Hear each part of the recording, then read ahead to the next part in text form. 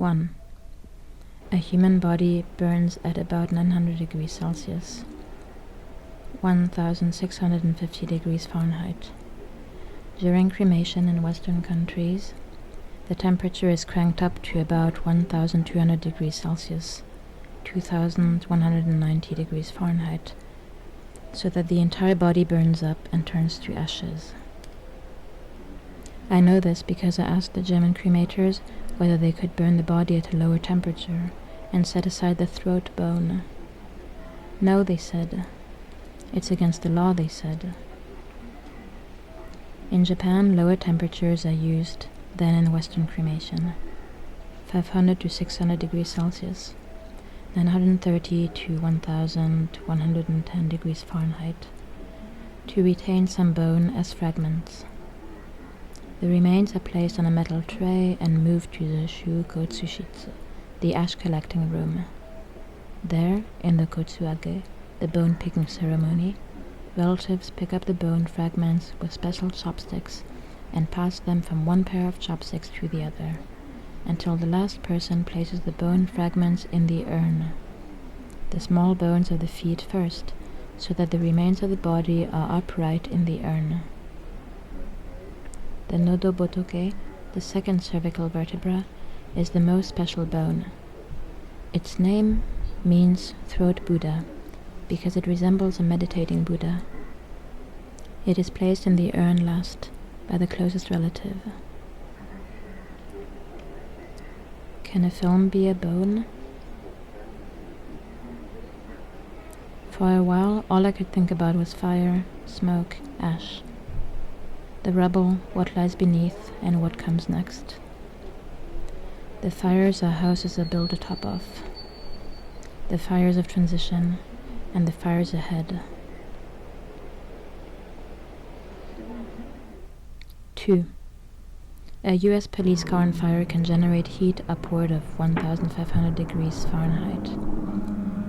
That's around 815 degrees Celsius. It takes about 8 minutes for a car to be fully engulfed in flames. I read this somewhere.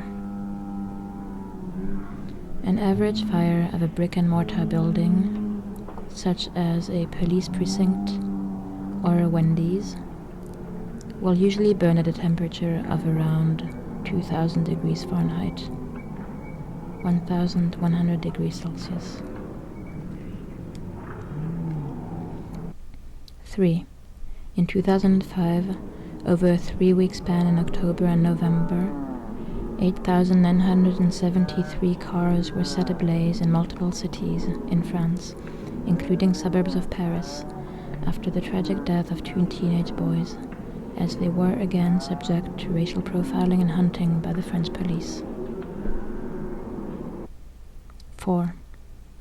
Houses made of wood and paper, like traditional Japanese civilian houses, catch fire more quickly, as tested by the US Army in the Dugway Proving Ground in Utah in 1943 in the mock Japanese villages they constructed, and as demonstrated by the United States Army Air Forces on the night from the 9th to the 10th of March 1945 in the firebombing air raid on civilian areas of Tokyo.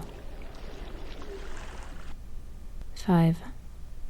The temperature at the center of the atomic bomb dropped by the USA on Hiroshima on August 6, 1945, at 8:15 a.m. was over 1 million degrees Celsius, 1.7 million degrees Fahrenheit. The temperature of the sun. The Hiroshima Peace Memorial Institute explains that, quote, about 0.2 seconds after the detonation over Hiroshima, the fireball created reached a surface temperature of 7,700 degrees Celsius. From 0.2 to 3 seconds after detonation, the intense heat emitted from the fireball exerted powerful effects on the ground. Temperatures near the hypocenter reached 3,000 to 4,000 degrees Celsius. This heat burned human skin as far as 3.5 kilometers from the hypocenter. Within 1.2 kilometers, people directly exposed without shielding were burned through all layers of skin and into the tissues below. Nearly all died instantly or within a few days. End quote. The city of Hiroshima is a mass grave, as is the USA, it can be said, built upon a mass grave. 6. In the rubble it was impossible to locate the Buddha throat bones, and yet, reaching back through time, we try.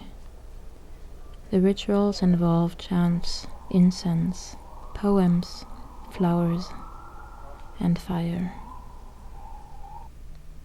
7. In late May in New York, there were small fires everywhere in the streets. Some cars were on fire. Some dumpsters were on fire.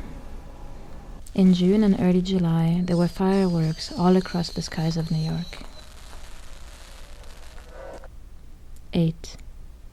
On some of these nights, the contours of mourning blurred and blended into one another. Some nights, after hours of communal mourning in the streets over the slain, taken, and fallen in the USA, I would go steal flowers on my way back to bring to my father's altar, at which I would light more incense for the others that died. It is not the same, but it is also not entirely separate. 9. This is a film about a film that was not made, because time moved too quickly. History and death caught up and closed the gap between the past and the future, the gap that we used to call the present. We are all here now. The dead are never really gone. There was a film I was going to make that is not this one. It was a film about what happens when you live in a place that is a gigantic cemetery, explore the depths, and get trapped. It was about what happened when I came back to Hiroshima and lived there, trying to understand what my grandfather experienced, how my father grew up, and why all the words died. Where did the words that died between us get buried? I tried to find the graveyards. I traveled to our hometown, among all the small, lush islands that dot the Seto Inland Sea like jewels. I went to all the temples. I went to all the shrines. I looked for my name on the graves. I lit incense. There is always a fire somewhere. For years now I have been looking for our graves. Where will I bring my father's ashes? Else, the sea. Island people know that the sea will hold us. I went to Hiroshima to research the afterlife of wartime atrocities perpetrated by the Japanese Imperial Army in occupied Asia-Pacific territories, then by the Allied forces and US Army in Japan and Okinawa. I researched the continuity of militarized sexual violence in context of imperialist aggression, which exists to this day in the form of sexual assaults by US military men that never get persecuted in the Japanese criminal justice system.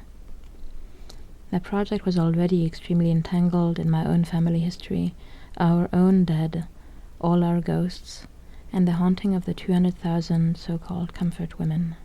But then I became a statistic in my own research, and everything suddenly became an abyss and a vortex. My own body had become a conduit for this haunting, and as all hauntings entail unpredictable and inescapable repetition and tense waiting for the inevitable next occurrence, this one too sucked me into a figure-8 loop through the endless limbo of the criminal justice system. Something died and died again and again. Describe it again and again and again. Where is the evidence? The evidence? The evidence? Where were his hands? His hands? His hands? How did he pin you down? Pin you down? Pin you down? How exactly? 10. We are all here now. The dead are never really gone. Somewhere, someone is lighting a fire.